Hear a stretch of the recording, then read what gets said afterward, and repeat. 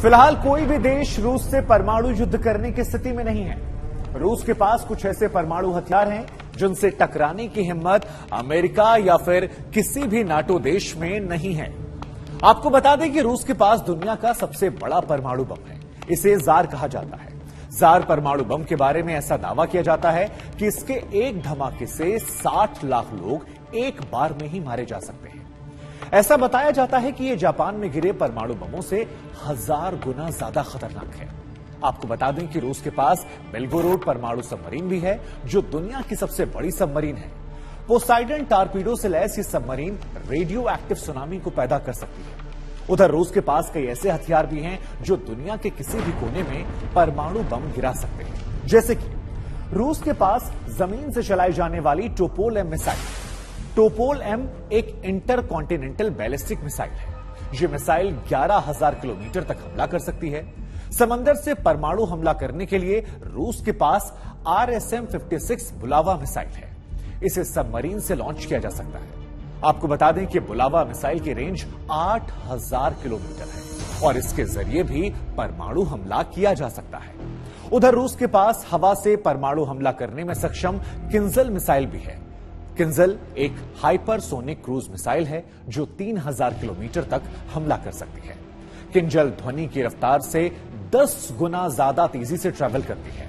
इसकी मदद से भी परमाणु हमला किया जा सकता है और इसकी रफ्तार का तोड़ अमेरिका के पास भी नहीं है।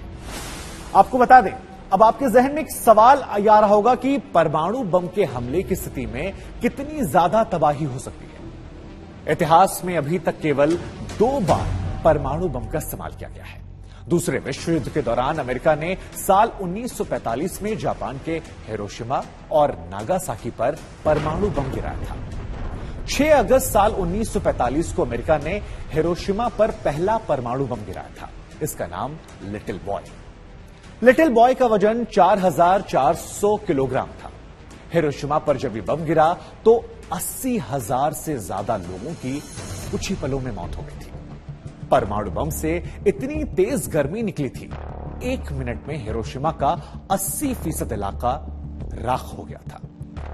हिरोशिमा में हुए हमले के 3 दिन बाद यानी कि 9 अगस्त को अमेरिका ने नागासाकी पर भी एक परमाणु बम गिरा दिया।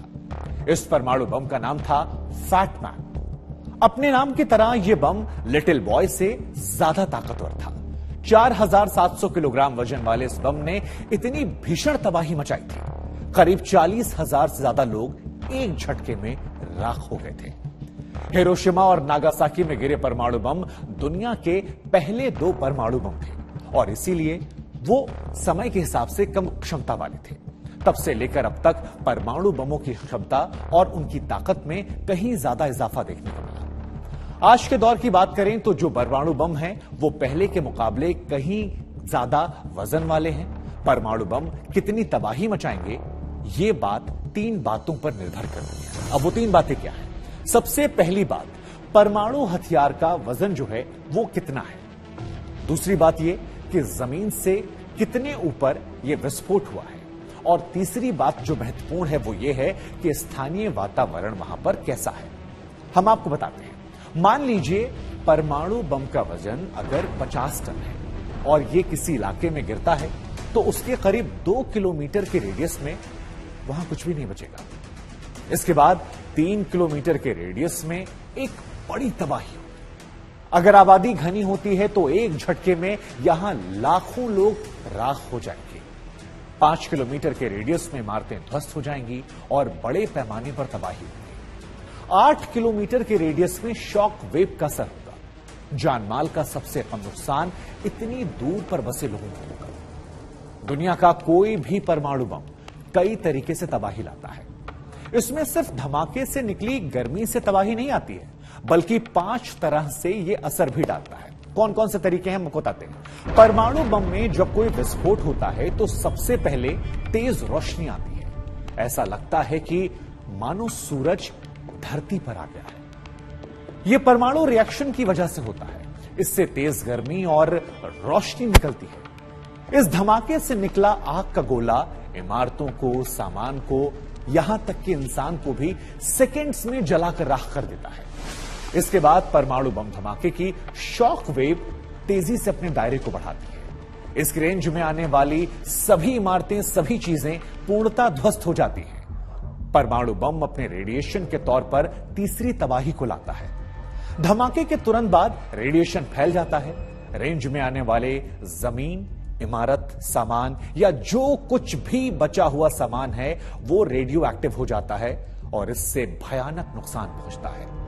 परमाणु बम धमाके से रेडियो एक्टिव पल्स भी निकलती है जो कई किलोमीटर तक फैल जाती है। इनसे इलेक्ट्रॉनिक सामान, मोबाइल, इंटरनेट जैसी तमाम चीजें खराब हो जाती हैं। इस धमाके की लहर जब शांत हो जाती है और धुएं का मशरूम क्लाउड आसमान में छा जाता है तो करीब आधे से 1 घंटे के अंदर परमाणु बम की रेंज में आए क्षेत्र में आसमान से राख गिरती है। यह इंसानों और जीवों के लिए बहुत ज्यादा खतरनाक होती है।